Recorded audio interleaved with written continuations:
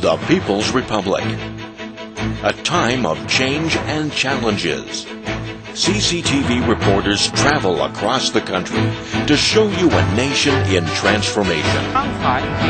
Economic growth, sustainable development, tough choices, the rule of law, and social diversity. A country that's going forward.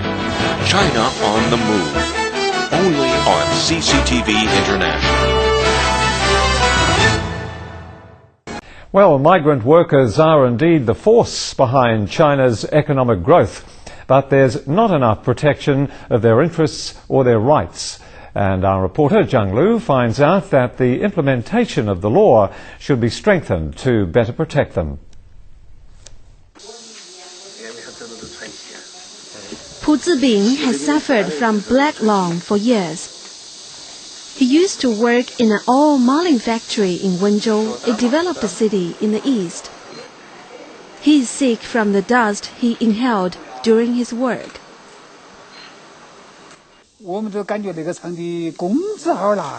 I choose to work in the factory because the boss paid us on time.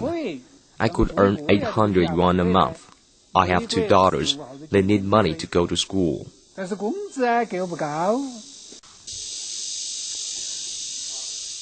Pu said that if he knew the job could lead to an incurable disease, he would have never exchanged his life for money.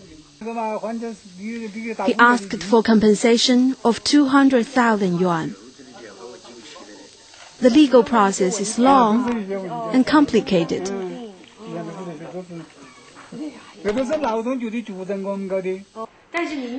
Zhou Litai is Pu's 4th lawyer.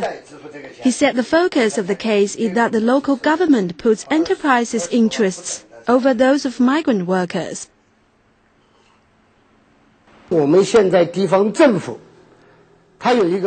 Many people put economic development first, but the truth is that we cannot develop the economy at the cost of migrant workers' health, regardless of the country's laws and regulations. This is short-sighted. It is not allowed by the country.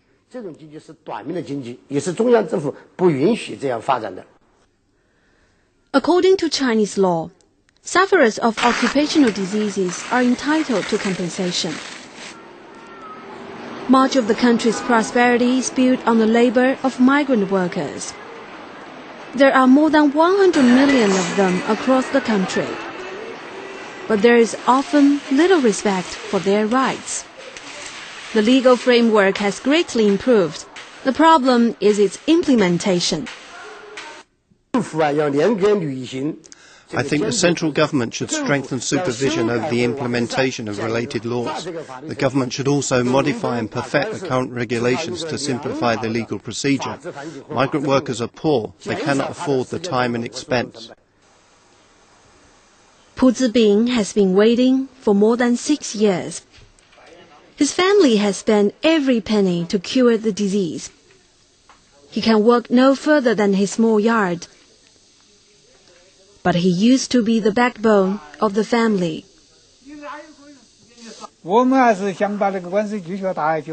I will not give up until I win. I wish there was more support.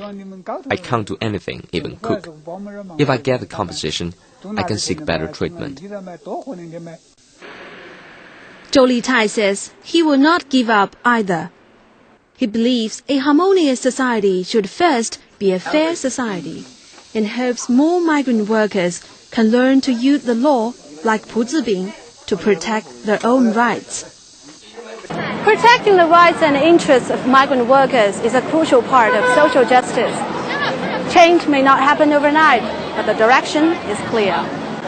Efforts should be strengthened to enforce the law as well as improve legal awareness among the hardworking group. Economic growth should bring benefits to all and not be achieved by sacrificing migrant workers' interests. Zhang Lu, CCTV, Wanzhou, Chongqing. 20 years have passed since the first legal advisor was retained by local government in China. What role do they play in the process of government decision-making? How do they help handle problems between the government and the people? Well, our reporter Xu Xiaochun went to Suzhou City in Jiangsu province to see how local lawyers work as government legal advisors. Suzhou is a neat city with many rivers washing through downtown. But rapid economic growth is also bringing more waste, especially from construction. During our short stay, we came across a meeting where the Deputy Warden of Pingjiang District was discussing the measures of rubbish management. 居民跟法人进行服务的过程当中所收集的那些信息都可以把它提出来。比如说第13条当中，它这个规定是各类工地的那个建筑垃圾都是要统一报那个市容市政管理局去办理手续，并且委托他们清运这个垃圾。但是呢，根据我们这个审查下来，发现它跟上位法有些冲突。就是缴纳。The suggestion was taken, then more disputes occurred. 是拿来那正常的垃圾和这个突发性的垃圾这个时间的区别，是不是也放在这个管理办法里？放在这个管理文件里边。